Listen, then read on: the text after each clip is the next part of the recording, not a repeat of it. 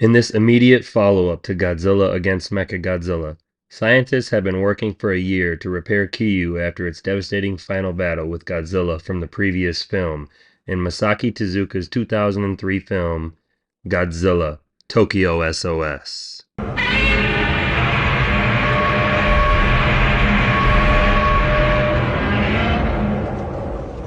Let them fight. You're a wizard, Harry. You're gonna need a bigger boat. I'll be back. Death has come to your little town, June.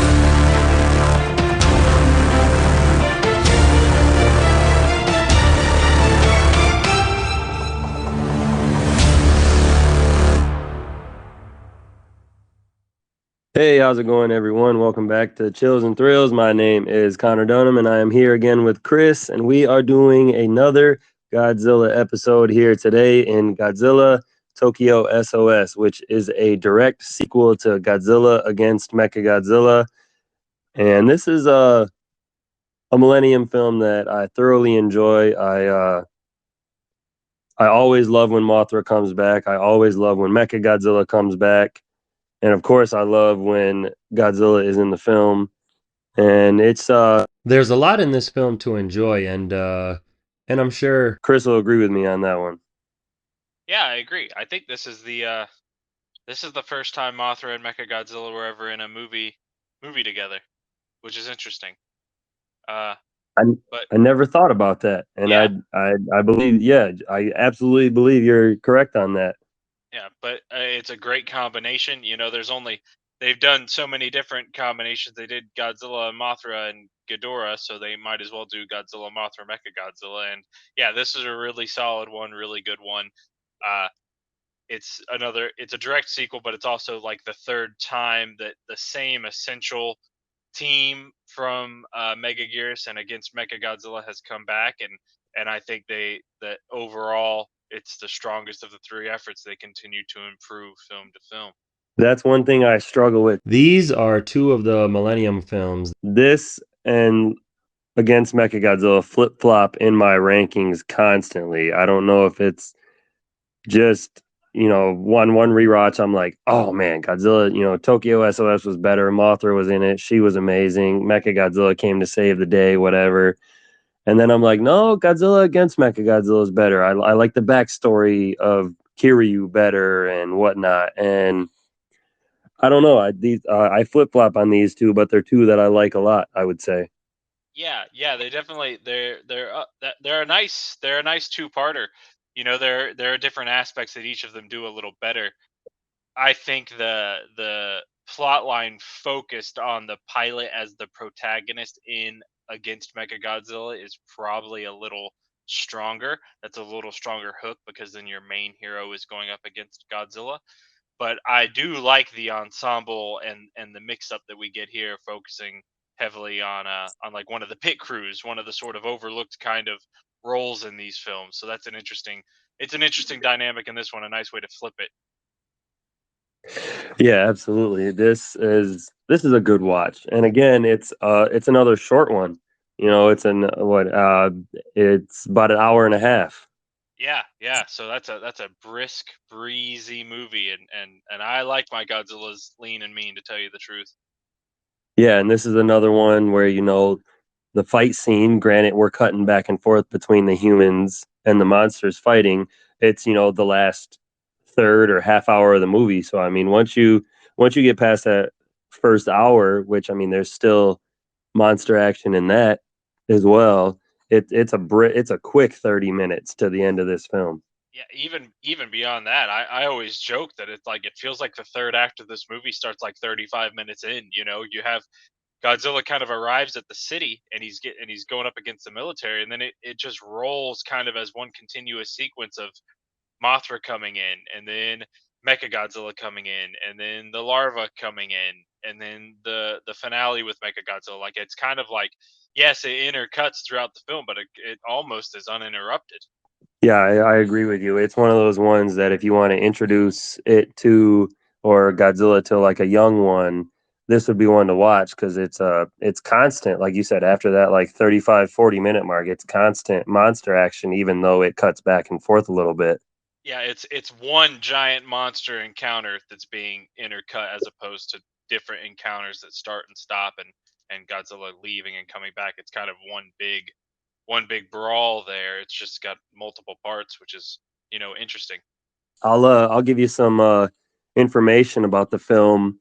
Godzilla Tokyo S.O.S is a 2003 Japanese kaiju film directed by Masaki Tezuka, written by Tezuka and Masahiro Yokotani, and produced by Shogo Tamiyama. Produced and distributed by Toho, this is the 28th film in the Godzilla franchise, the fifth in the Millennium series, and also the 27th film produced by Toho. And again, this is a direct sequel to the 2002 film Godzilla against Mechagodzilla. And this film features fictional characters Godzilla, Mothra, and Mechagodzilla, who is also referred sometimes in the film by the name Kiryu or Kiyu.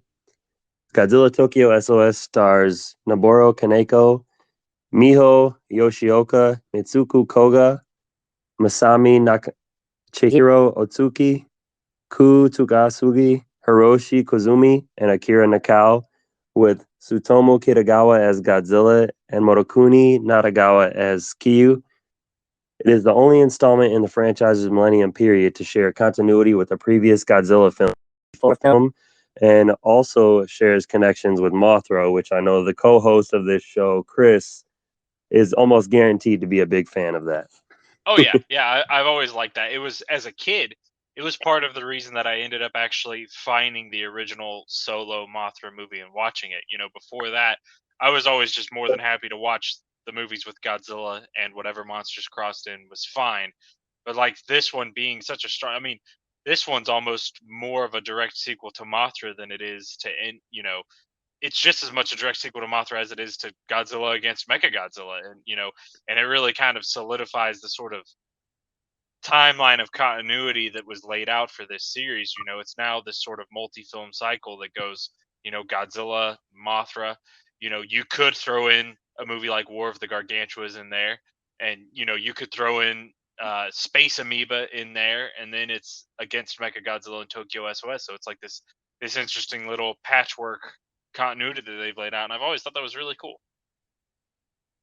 Yeah, and they bring back our character from the original Mothra. I'm blanking on his name. Oh, it's Dr. Shujo. Yes, Yeah. because I remember the twins. Oh, Mr. Shujo, we're over Yes. here. Yeah, he was the yes, he's the doctor from the original Mothra, and then he's also playing not the same character, but essentially the same role in both Mothra versus Godzilla and Ghidorah, the three-headed monster. I think he's a different character in all three of those movies, but he's essentially the same role of like the scientist. And but this one, he's actually returning properly as the character from the original Mothra, which is really cool. And it's nice to see the actor return 40 years later. Nice to see a legacy role return to, stuff like that is just really interesting. You don't get a ton of that in these Godzilla movies. I feel like a lot of the films, they try to make it known that that is that character returning. They try to like drop hints to you and stuff like that. Yeah, Like they how, cut. Oh yeah, they like cut in some flashbacks. He's revealed the same way he is in the original Mothra, behind the newspaper or behind the, which is cool. yeah, this is fun. The Godzilla franchise is known for bringing back characters, even if they're playing a different character in another film or something. There's you'll recognize so many people from the Showa era that come back in this movie, in this movie, in this movie. But again, like you said, they played a different character three times. Or same with the Heisei, they got pretty good at bringing back the same characters to play the same role, and it's always nice. I know you're big on continuity, so I knew Yeah, that hit you right in the feelings. No, yeah, things like that are always cool. And another bit of trivia, because we mentioned this one on the last episode, that was the only Godzilla film to feature no Akira Ifukube tracks. This follows in its footsteps and also features zero Akira Ifukube music. So if I were to say something that I would say, is a little bit of a bittersweet aspect of these movies that I generally like, it is that there's not a single bit of Akira Ifukube music in them, which is, that's missed for sure. These films have some great scores, but I miss the Ifukube tracks. Oh, any Godzilla movie that doesn't have a hint of his tracks, I have severely missed him, and I have missed him in quite a few of these Millennium films. Yeah, and I mean, even I always said that was one of the key missing ingredients of Godzilla 2014 was that they didn't have the classic music in it. I was like, how did they blow that? But they rectified it later. But I mean, 2014, I was shocked that they didn't have the original music in that movie. Could you only imagine his entrance at Oh, the airport with the Godzilla mark? dude, the opening credits montage with the classic theme, like, oh my gosh, you got to be kidding me, man! It would have been iconic. Oh, I 100% agree. I do like the theme that they went with for the credits. Don't get me wrong, but It's a good score. It's a good score. It just leaves a lot to be desired in some regards. oh yeah, oh yeah. But concerning Godzilla Tokyo S.O.S, let's go ahead, drop a trailer in here, get a plot synopsis for us, and we'll get back and get straight to some numbers and some fun facts and all that good stuff. Absolutely.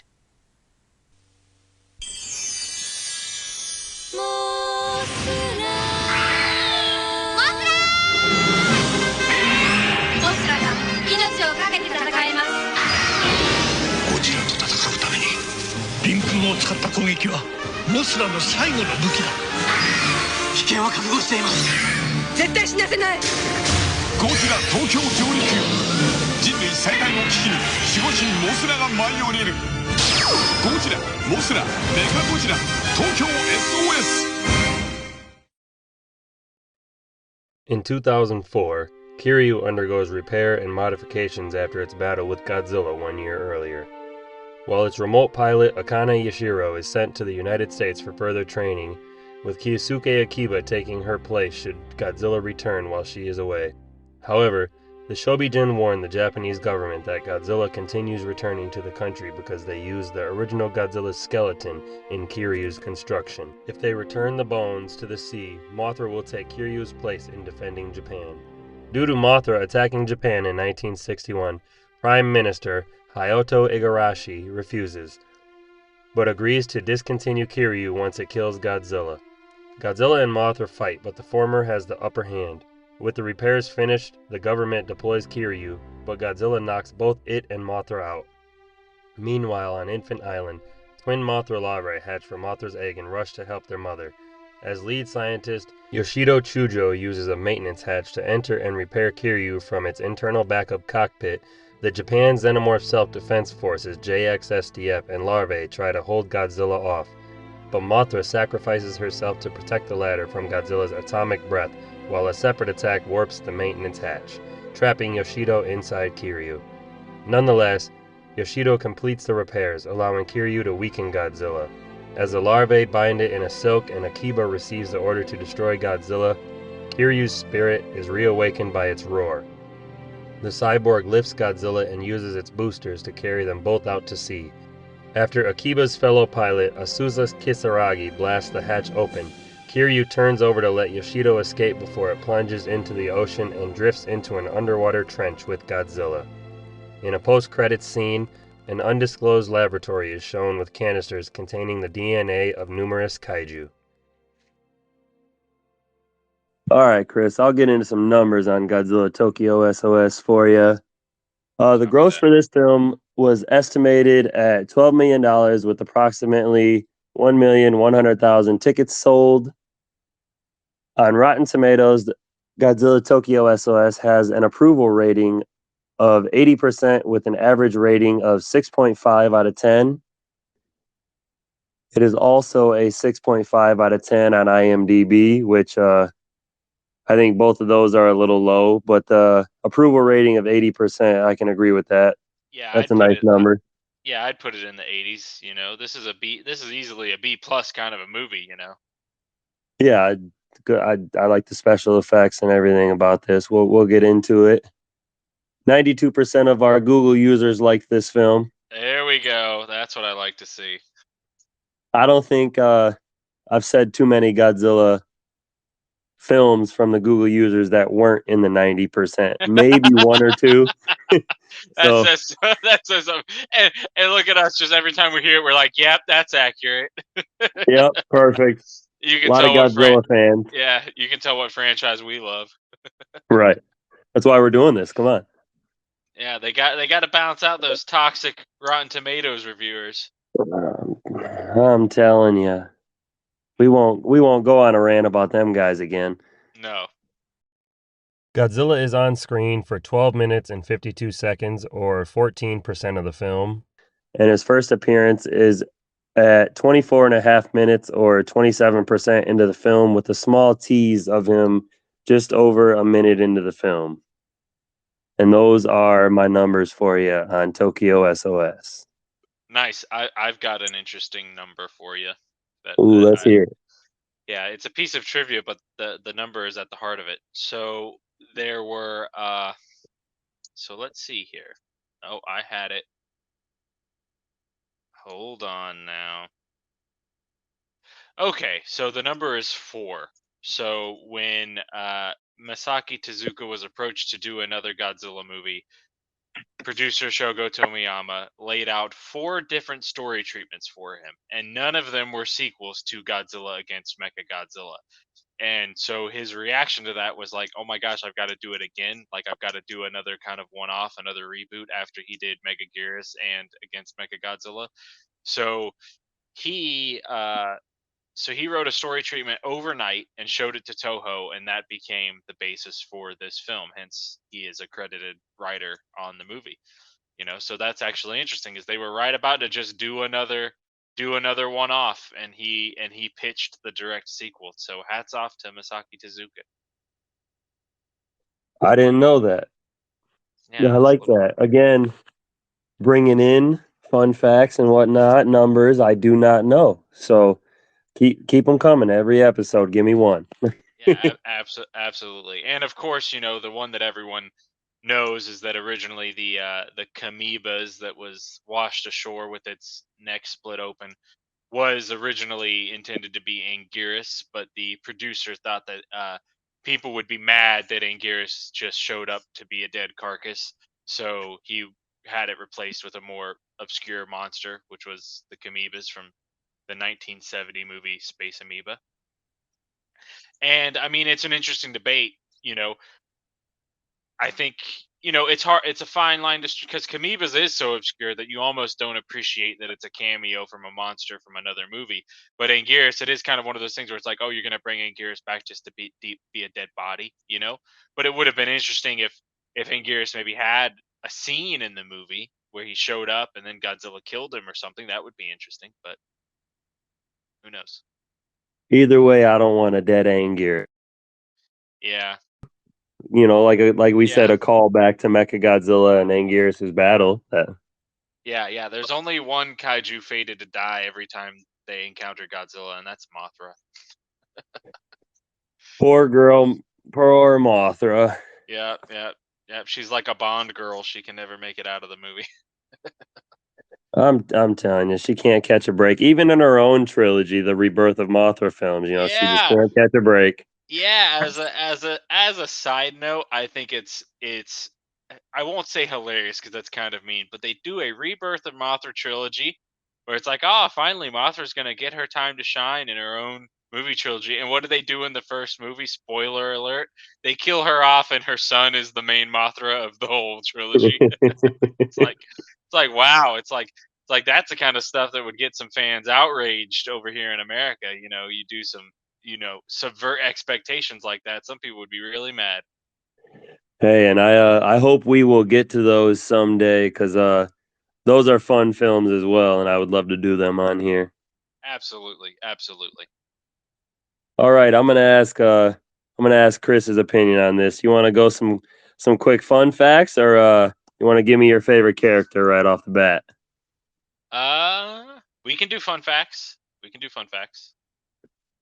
All right, all right. Does that mean you got one in the chamber for me, or was that No, your number? that was just an invitation for you to start off with the fun facts, and then we'll group the favorites all together.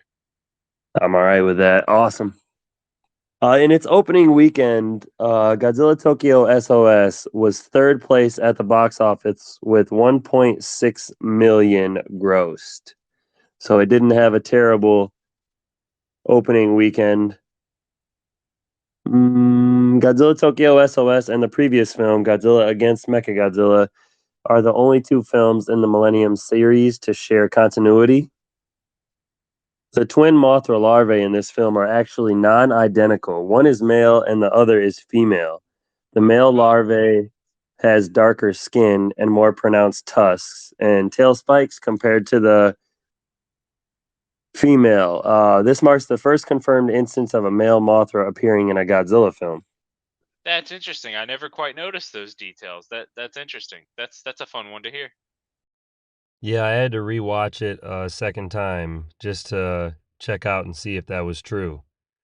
Yeah, and for me, any differences, I would probably just chalk it up to the fact that it's different molds, different puppets. They might have wanted some kind of way to signify a difference. I never knew that it might have indicated male and female, which is interesting. Yeah, I like that. As soon as I read that, I was like, cool, because having a male and a female, awesome, and that they actually paid enough attention to make them look different because of that. Yeah, I like that. Toho always has a nice attention to detail, and I like that. Hmm. Despite having a nearly identical design to the suit used in the previous film, an entirely new Godzilla suit was created for this film. The only major difference being a large vertical scar in its chest region from the damage from the last film. Yeah, I like that. That's a nice bit of visual continuity, and of course, they carry that on with Mechagodzilla in a really cool way. And that the arm that was destroyed in the last movie has now been replaced with an arm that has a drill appendage on it, and the absolute zero cannon has been destroyed, and they don't have a diamond to replace it to charge the absolute zero cannon, and so they replace it with the hyper maser cannon, which isn't the ultimate freeze weapon, but it's an equally effective weapon. And so I do like that you also see that Mechagodzilla has different gauntlets and shoulder cannons and things like that to show that it's like, yes, the pieces of equipment that were destroyed in the last one are changed and replaced in this one, which is nice. Yeah, again, it's a lot of attention to detail, and I always love when a film does that because I'm one of those people that I look for that. Like, what are they missing? Can I and especially in Godzilla films, like we've talked about, can I see the strings when a monster is flying, or can I truly tell that this is a suit? When they bend over, can we see the fold? Yeah, and it would have been completely easy to just use the exact same designs on the gauntlets and the shoulder cannons and say, hey, these things come off in an assembly line. Why wouldn't the replacements be the exact same model as the originals? But they went with a new direction, which is nice, a new aesthetic. Always, always, and I do like the update, even without I really like the Absolute Zero, but Maser cannons are something we've had for quite a while. So I Yeah, mean, no, I'm not nothing gonna wrong. harp on them. Yeah, nothing wrong with some lasers, man. This film contains many references to the Showa films Mothra and Mothra vs. Godzilla. Just as in the latter film, Godzilla Tokyo S.O.S features the concept of two Mothra larvae hatching from one egg and battling Godzilla after their mother's death. Also, just as in Mothra vs. Godzilla, the two larvae encase Godzilla in a silk cocoon, which aids in his eventual defeat. Yeah, and the first reveal of Mothra in this movie, that sort of outdoors shot, is sort of the same kind of shot and angle that she is revealed in the original Mothra versus Godzilla. So it's kind of a nice reference there. There's a lot of nice references to Mothra versus Godzilla, even though there's no continuity with Mothra versus Godzilla, but it's still a nice touch. Yeah, and my last fun fact for you gives us a little more continuity or explains it. The character Shinichi Chujo, played once again by Hiroshi Kazumi after 40 years, is introduced in this film while reading a book that covers his face. This is a reference to how the character was introduced in the original Mothra film in 1961. Yeah, yeah, I remember that. I remember that shot's a memorable moment. I do actually have a bit of an interesting fact now that you mention it. This one has come to my mind, but I'll go ahead and share it if you're game for it. Absolutely. So this is a fun one where in the original Mothra versus Godzilla, there was a bit of a continuity error where apparently when the Mothra larvae hatch, their eyes are blue at one point, and then later on in the film, their eyes are red, like the little dots for their eyes. And it's kind of just been an inconsistency over the years of this reason or that reason. But an interesting thing happens in this movie where we see the larva initially and they have blue eyes, and then when Mothra, their mother, is killed, their eyes turn red to indicate that they're enraged. So it's a fun reference to that continuity mistake, but it also kind of retroactively indicates that that wasn't a continuity mistake, that the larva's eyes do change based on their emotions, and that's carried forward into the monsterverse a little bit when you see the bioluminescence of Mothra as a larva changing from blue to a more redder kind of look in her introduction scene in Godzilla King of the Monsters. So it's a nice little touchstone that feeds through the different eras of the films. It is. I never caught on to that. I did like the scene in the King of the Monsters where, they she her bioluminescence turns red, and then once they calm her down, she turns back to blue, and you hear kind of like the Mothra theme in the background. But I never brought it back to Mothra larvae's eyes turning red. That's a good connection. I like that. Yeah, and again, intentional or not, but the director of King of the Monsters seemed to go really hard on those subtle and big references and little things. So I'm imagining that it was an intentional thing on his part. He was just a big, if not a bigger Godzilla nerd than we are. And Yeah. there's so many callbacks in that film. I can't wait to get to it and talk about them all. Oh yeah, you could make a documentary about it. Oh yeah, there's I'm sure there's never ending fun facts on that film. We can do an episode on just fun facts. Exactly. Why don't we switch gears and go ahead and go into favorite character? Why don't I defer to you and have you go first on who your favorite character was?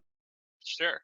Sure thing. So I actually am gonna go with Dr. Shujo, who's the reprising character from the original Mothra, just because it's a unique situation to get the same character coming back in a new movie 40 years later. You know, it's kind of a popular trend in America now to do these kind of, they call them legacy sequels, you know, a legacy sequel where it's like, oh, we're going to revisit it 20, 30, 40 years later, you know, Halloween or Indiana Jones or Star Wars. And so it's like a unique case within the Godzilla franchise where it's like a 40 years later sequel to the original Mothra.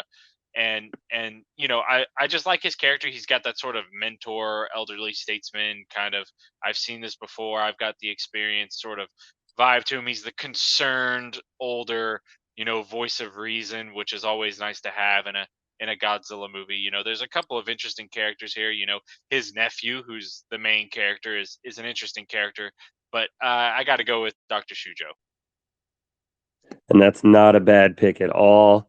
Um, I did like his character, but I did go with his nephew. I believe his name was Yoshido Chujo. Hmm. And I picked him. I liked him as a main character. He's kind of like nobody really believes in him. They kind of, like I said, they look down on him. He's kind of like the outcast. He's just a mechanic, and he's trying to be part of the Mecha G crew and whatnot. And it's almost like the last film. People kill him like they were our last film's main character until he actually ends up saving the day with Mechagodzilla and whatnot.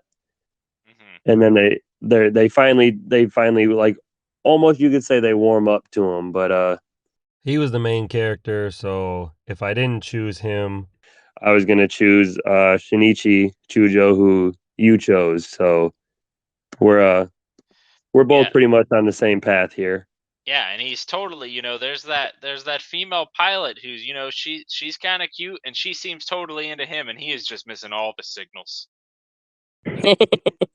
There's that great scene where she's in her tank top and she's like, you don't even think about girls, and he's just staring off into the middle distance thinking about cannons and stuff. It's like, oh man, it's like, talk about missing the hints. yeah, he's like, I only care about one thing, and it's Mecha G. Exactly. Just like at the end, he does his last little goodbye, Mecha Yeah, G. yeah. The oh man, the dubbers really go hard on that.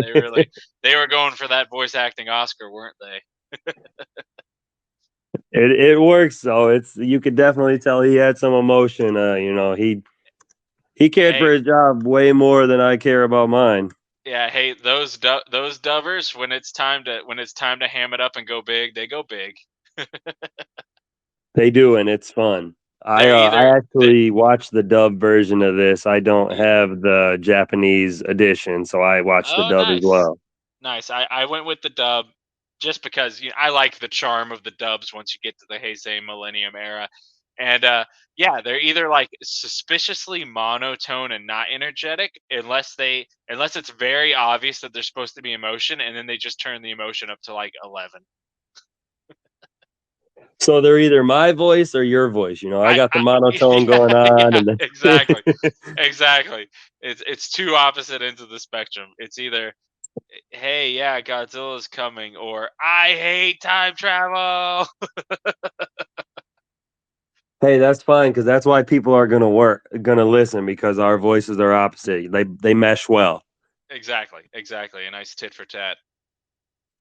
Since since we're talking about sounds and whatnot, let's do you want to give me your score, or you want to defer to me on this one? I I'll think I go. got one that'll surprise you. I'll take score. I'll defer to you on scene. You can take scene first, but I'll go score here. All right, go All ahead. right. It's actually an obscure track from the movie. And if we have each picked the same obscure track, I'll lose my mind. But it is listed as Imago Mothra X Godzilla 1. And I picked this track because it's got this sort of rhythm to it. I'm sure you'll cut in some of the music here, but it's got this sort of this very quick little rhythm to it that ever since I saw this movie as a kid, that little piece of music, and it's playing when Mothra's like flying around Godzilla and like grabbing him and sliding him through buildings and things like that, and it absolutely has stuck in my brain since I was a little kid and first saw this movie. I will be like, grabbing something out of the cupboard or walking to my car, and just like randomly it'll just will come to my brain. So it's like I have to give a shout out to that track in this movie. Not a particular reason I love it, it's just stuck in my brain. Well, here since you mentioned it, I will throw in a little bit here and play some for us so we can get a taste of it.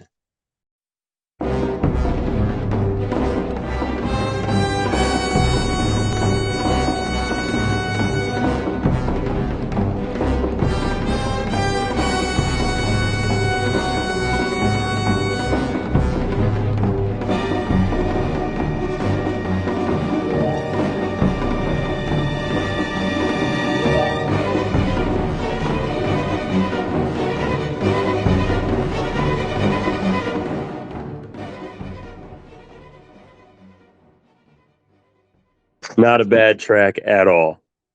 Yeah, and not, it's always fun to find one that's not the kind of main theme that's repeated throughout the movie 12 times. Oh, I'm gonna throw you for a loop then here because listen to this again at work, and I was having trouble. I've felt like I've had trouble throughout this whole millennium era so far, besides GMK and 2000 of picking a favorite track. But this one, I picked I guess more calm track in this one. So The title of this was Mothra Departs, and that sounds like this.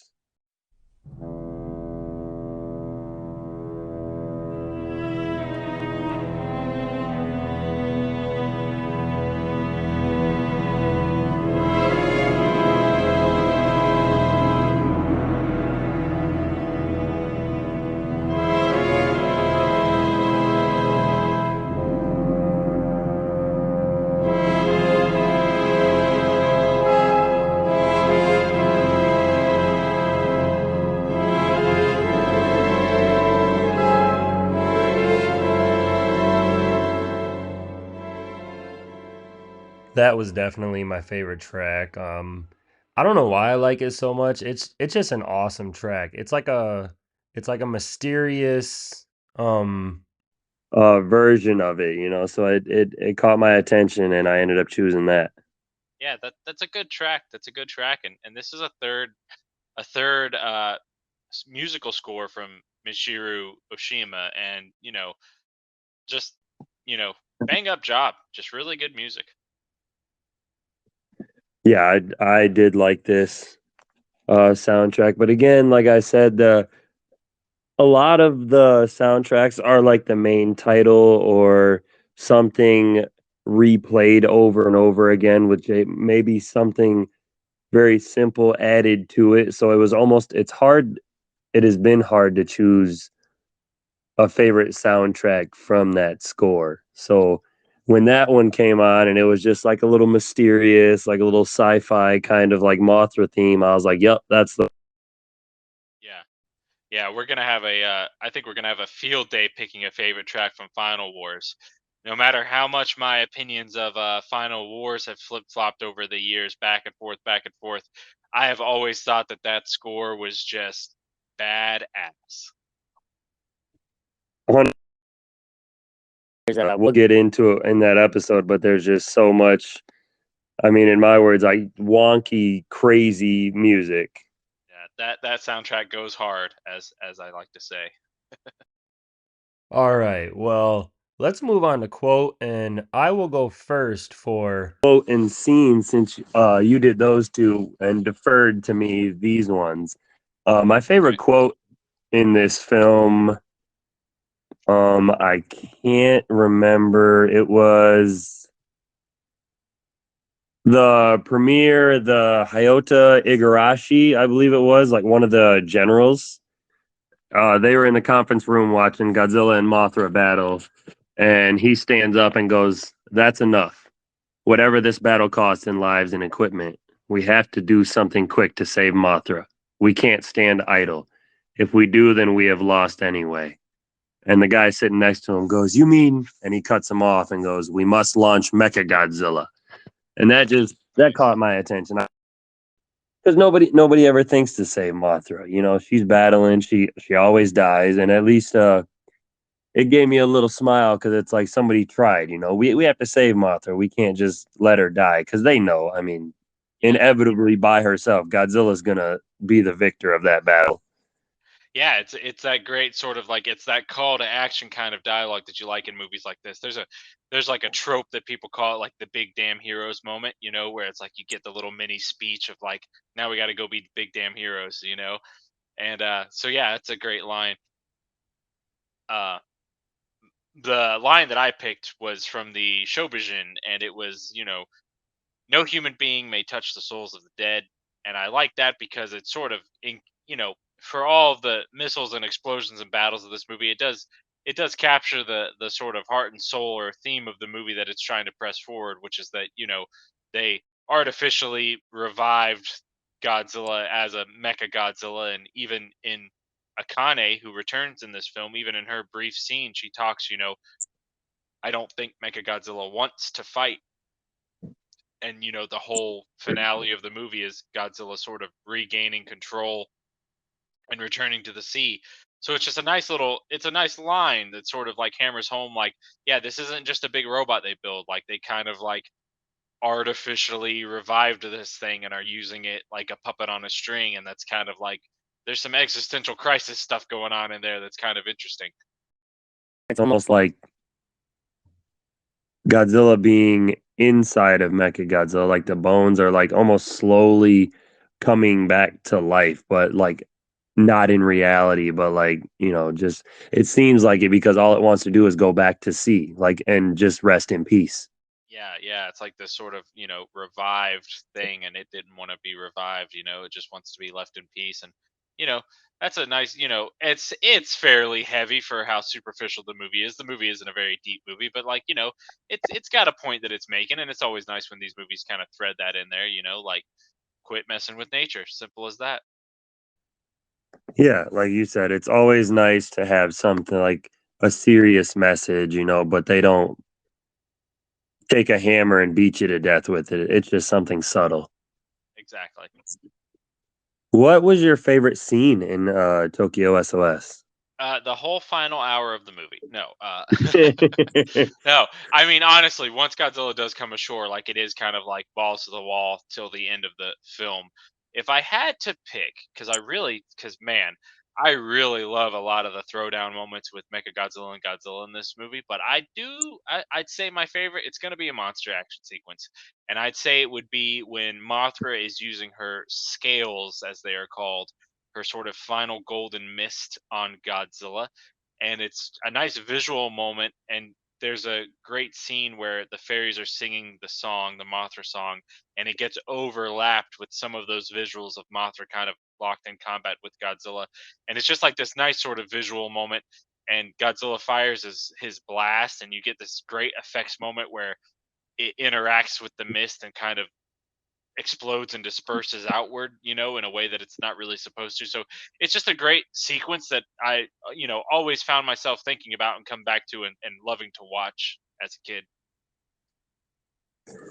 I honestly chose that same scene, which was the Godzilla and Mothra fight, where she's like shedding or using her scales as a defense weapon. And since you chose that, I might give a quick shout out to when a scene that I also liked and had trouble kind of going back and forth between this, and it was when Godzilla was getting ready to fire his heat ray, and Mothra actually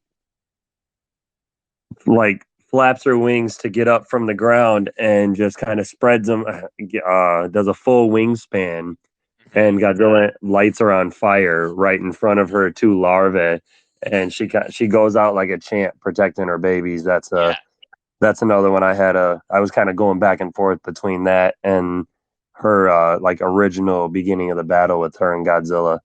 yeah, it's a great sort of sacrifice play from Mothra. And we get there's four Mothra appearances that each end up with her being sort of between GMK, SOS, Final Wars, and King of the Monsters, it's like I don't know if there's any more visual ways to depict Mothra being eviscerated and blown up and things like that, but they always seem to find a new way to do it. And it was the sort of being engulfed in flames before the explosion. That was certainly a visually very interesting one to do here in this film.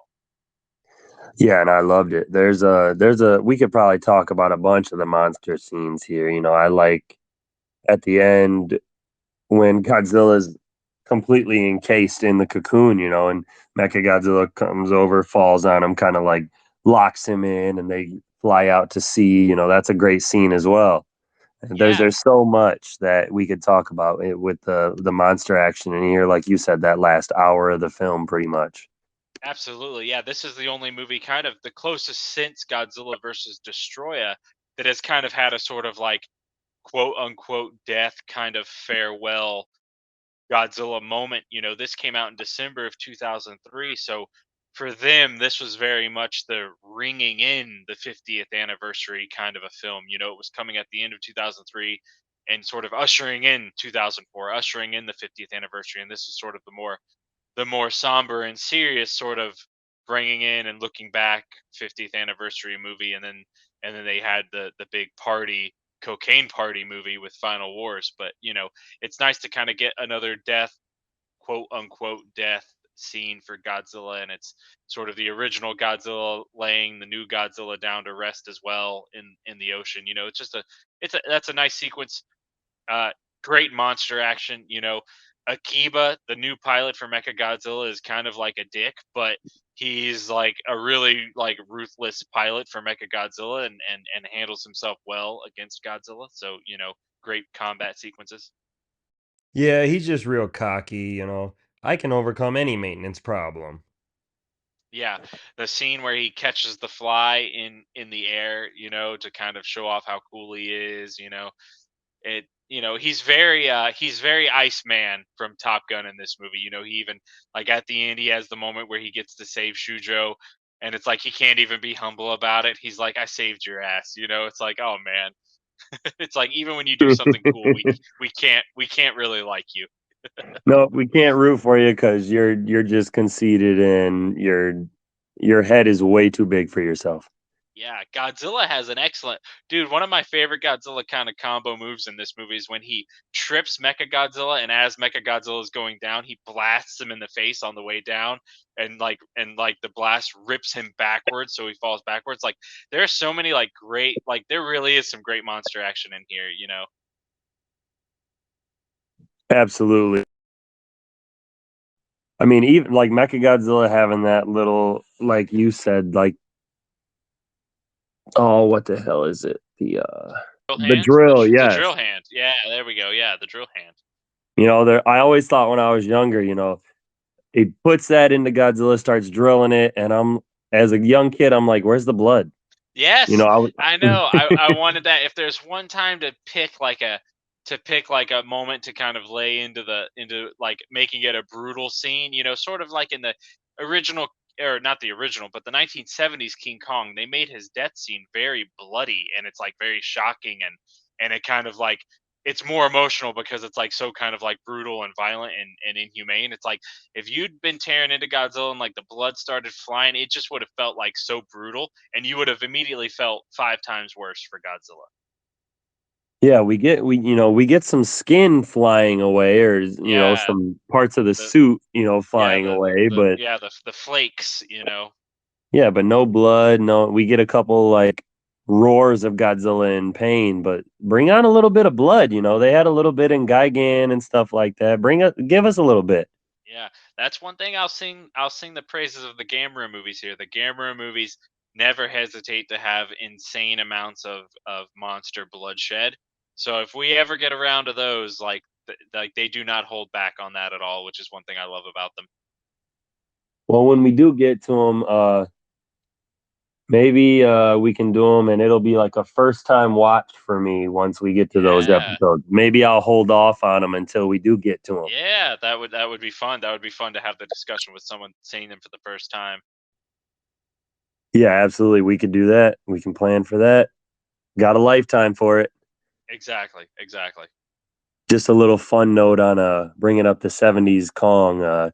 Anytime that I have that on the TV, and if my lady's home and his death scene comes up, she will pretty much leave the room. She does not Yeah. like that ending death scene for Kong. The other ones, like the Peter Jackson and whatnot, when he's getting shot, but he's not gushing blood and they're not absolutely just destroying him, she can watch, but she does not like that Yeah. 76 death scene. The 70s one always feels a bit like, it's like animal torture almost. It just feels like it's like, they go so hard that it's like, it's like, this is almost like uncomfortable.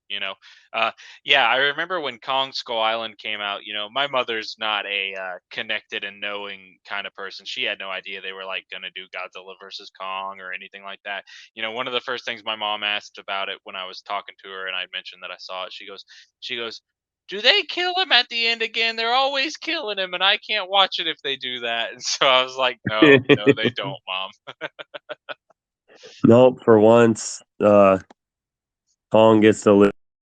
Yeah, yeah, That's because yeah, they knew they yeah. were going to make a banger for some money, though, and can't kill Oh him if yeah, he's going to be in a sequel. yeah. I think they're gonna. I think Godzilla and Kong and the MonsterVerse have some contractually obligated living on to the next movie. You know, life expectancy. Keep them coming. That's all I got to say. Exactly, exactly. All right, that's all we got for that. Do you want to go into to monster design. Yeah, let's. All right. What? Actually, I'll go with the Mothra larvae. I like the upgrades they did to these. They actually look new. They look pretty decent when they're in the water. They don't look plasticky or like they're just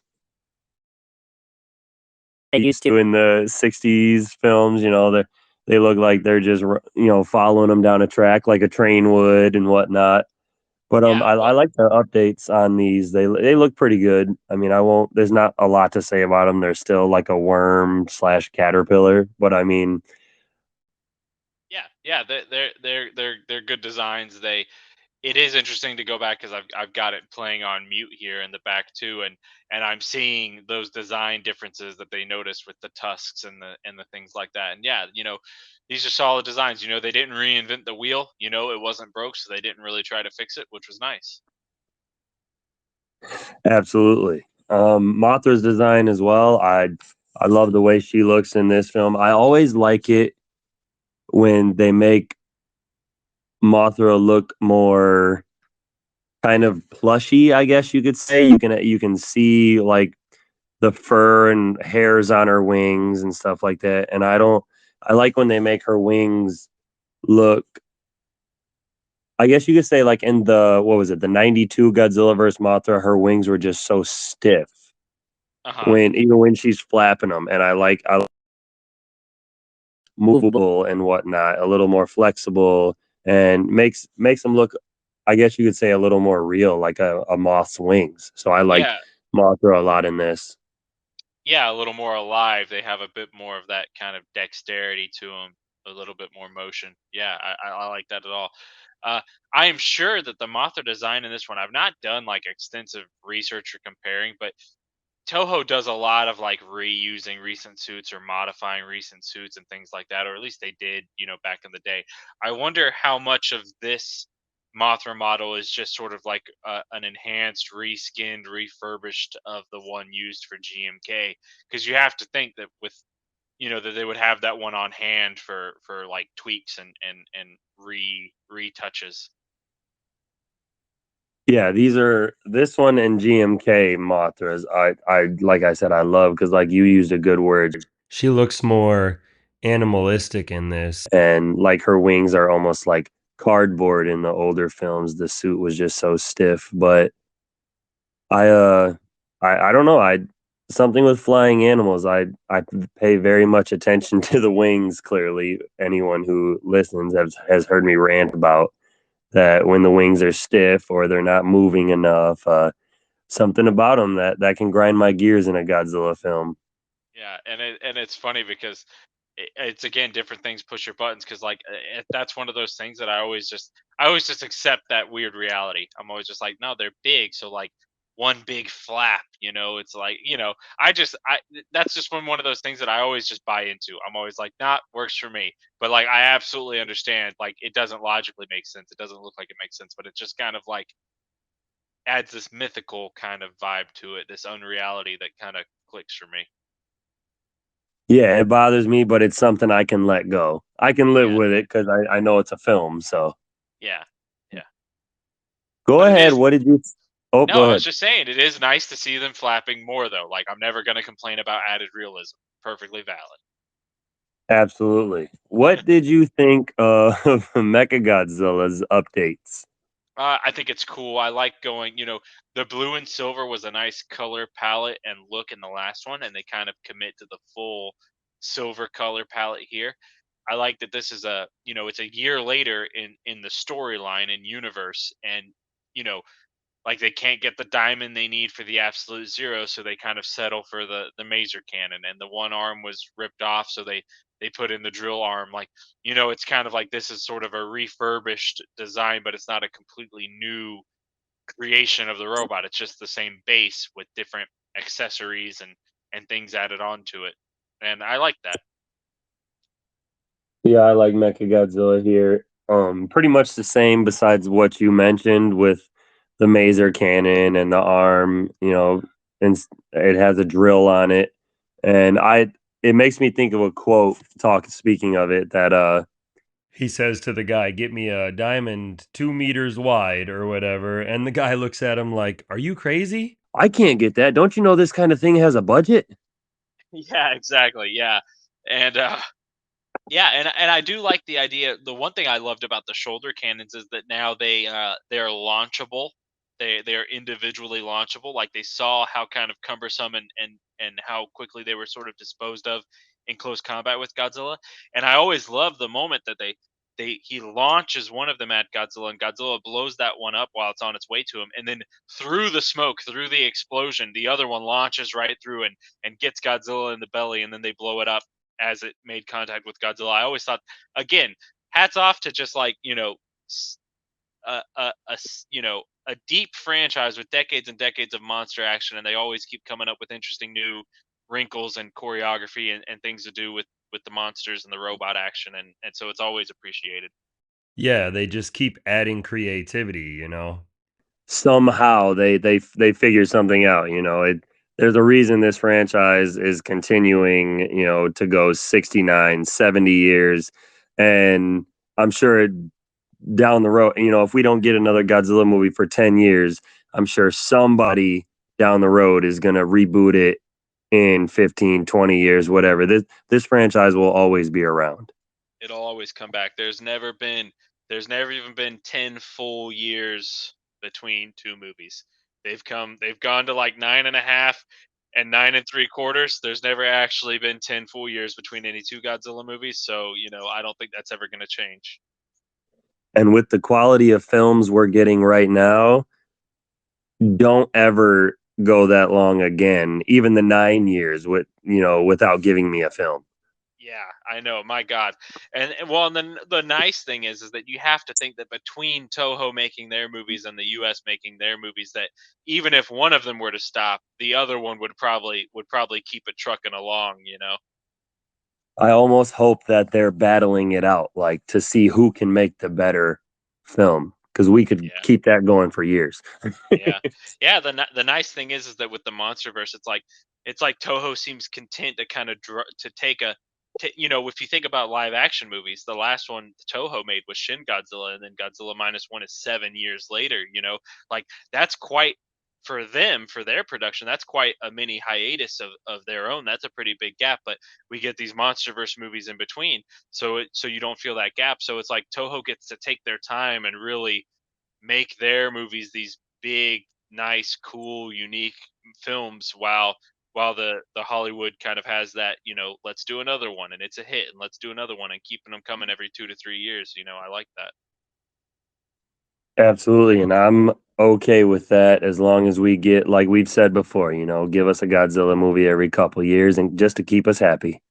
Yeah, if you got to take a hiatus, just make it like 5 years, Leave it at that. At, at the most. Don't go Yep. no longer than that. I'm Yeah, okay with that. if you hit 75 years and you think you need to take a breather, just bring it back for the 80th and you'll be good to go. 80 years. Oh my goodness. And I they mean, just keep on coming. we're we're a decade ahead of ourselves now, but All right. Well, The Godzilla design in Tokyo SOS. What do we think? it's good. It's very much just kind of a tweak or evolution, if you will, of the against Mechagodzilla design. I love the continuity of carrying over the scar. They could have very easily said, oh, he's just healed in a year's time. Godzilla has a healing factor, a regenerative ability. They could have easily just had him come back right as rain, but I like that he carries the scar and they use that in the film to kind of confirm that this isn't a new Godzilla. This isn't a third creature. This is the same one that we encountered a year before. That's a nice piece. yeah, it's the only thing I really want to say about Godzilla in this film is it's very consistent. Like you said, you know, he has the chest wound, you know, the suit is pretty much the same, the spines are the same, you know, the head and hands, feet, you know, this is a very Good and like clean Godzilla looking suit design. Yeah, and I like the. He's got a lot of like I believe they used a separate animatronic puppet for certain close-ups. Like he's got some really good emotive close-ups in this movie where like it'll do a close-up on him like reacting to Mothra or something, and like he's got some really pretty dynamic close-up shots in this movie because I think they built a separate animatronic head for some of those. Oh, I did not know that. So there's another fun fact that Chris is spitting out at us. Yeah, again, that's not like 100% confirmed in research, but I in my travels I believe I've heard that. Well, we might have to double check on that and get us an answer. Yeah, definitely. All right, sounds good to me. I will see what I can do, and you see what you can do, and see what we come up with next episode. Yeah, we'll get the fact checks at the end of the episode. All right. I think we should get into our ranking of the Millennium films, what we have so far, and this is what our fifth one. So we're getting we're Yeah, so I'll be happy to go first. So I would have of the ones we have watched so far, I'd have you know G98 include it, not include it. I'm included because it's got to go somewhere. I don't like it to be a one-off. So G98, I'd put it at the bottom. Mega Gears would be the number 4 spot. The number 3 spot I'd have Against Mecha Godzilla. Or no, wait a minute. Wait a minute. This is number 6. This is 6, right? Okay. Let me start over. Bottom is G98. Next would be Mega Gearus. Next after that would be Against Mecha Godzilla. In number 3, I would have Tokyo S.O.S. Number 2, GMK. Number 1, still Godzilla 2000. I think I absolutely agree with your list. I think mine would also go G98, Mega Gearus, Against Mechagodzilla, Tokyo SOS, GMK, and then Godzilla 2000. Yeah, and there's some, you know, I do think, if I were to put it into sort of like tiers, I'd have the not so good being G98 and Mega Gearus, the good being Against Mechagodzilla, and then what I would call somewhere between really good to great would be Tokyo SOS, GMK, and Godzilla 2000. You catch me on the right day at the right time in the right mood. Some of those could maybe be interchanged a little bit, but really hard to beat the US version of Godzilla 2000 for me. And GMK and Tokyo SOS could maybe. I mean, there's a lot of different things I like about them, but GMK is kind of more unique. It's kind of got it's got that awesome score. It's just got this ferocious Godzilla. Like it's kind of got a little bit more to it that I think I edges Tokyo SOS for me. But I really do love Tokyo SOS. Absolutely. This is a good film, and like we said, this one and Against Mechagodzilla, they're just two quick films, They're 85, 90 minutes long a piece. There's a holy crap ton of monster action in both of them, and they're very quick to the point, and they're fun, quick films. And after you have so many films that are an hour and 40, hour and 45 minutes from the Heisei era, and then Godzilla 2000 and Godzilla vs. Megaguirus. GMK, it's nice to have two little quick back-to-back films before you get Final Wars, which is over 2 hours. So Yeah. these films are quick and fun. Yeah, they're a great double feature. It's always nice to have a fun little double feature. It's funny that like in the span of one Lord of the Rings movie, you can watch both of these movies back to back, which is a nice thing to think about. Uh, One last anecdote I want to share. I have to talk about a moment a few years ago where I went to visit my dad, and he was just scrolling through the channels, and this movie was on TV, so he just flipped to it. He knows I'm into Godzilla, and we were mostly just catching up and wanted some background noise on the TV, and so he puts it on, and we're watching it, and like his kind of like one like keen observation in the movie was at one point it shows the Shobijin, the fairies, and he's just watching, and he goes, "They're not twins." And he's not wrong. They're not played by twins. They're not even played by sisters. But it was just the funniest thing. He goes, "Those chicks aren't really twins." It was just a funny moment that I had to share, But Out of everything you could have pointed out, that this is what you chose. yeah, he's just he was just kind of silent, and he just goes, "They're not twins. They don't even look alike." That's probably exactly something like my dad would say. So Yeah, I could yeah, see it happening, absolutely. yep. I think that is all we have in the Godzilla Tokyo SOS episode here. Yeah, I So, believe we've said all that needs to be said, or at least all that we can think to say today. yeah, final thoughts. Like I said, this is a very quick Godzilla film. It's very fast paced. As soon as the monsters show up, it's literally like the next hour of the film. It flies by. You have no idea how quick. If you haven't seen this film and are a kaiju fan or a Godzilla fan or someone looking to get into Godzilla, give this one a chance because, like I said, that last hour flies by. Before you know it, the film's over and you can decide whether you liked it or not. But For an 85 or 88-minute movie, I thoroughly enjoyed this one very much. Yeah, absolutely. You know, it's really cool. Mecha Godzilla has two different sets of really cool double features that work as really good kind of like gateway entry level movies into the franchise. You know, he's got the Mecha Godzilla films of the 70s. That's a great double feature, and then we've got these Mecha Godzilla films here. And I think either set is like just really fun, really entertaining. absolutely. So, I think both of us are giving this one a recommend to anyone out Absolutely, there. absolutely. Well, Chris, ending on a positive note here with both of us giving this a recommend. Appreciate you joining me for again yet another Godzilla episode, the 28th in the franchise. Looking forward to doing the 29th with you next week as we end the Millennium Era. Yep, yep. We gone through another set, and it's onward and upward. All right, and ending that Millennium Era next week will be Godzilla Final Wars, which was released on December 4th, 2004 for the 50th anniversary film for the Godzilla franchise. Yet again, I will say thank you, Chris, for joining me. Looking forward to next week. Thank anyone who's out there listening to us, and until next time.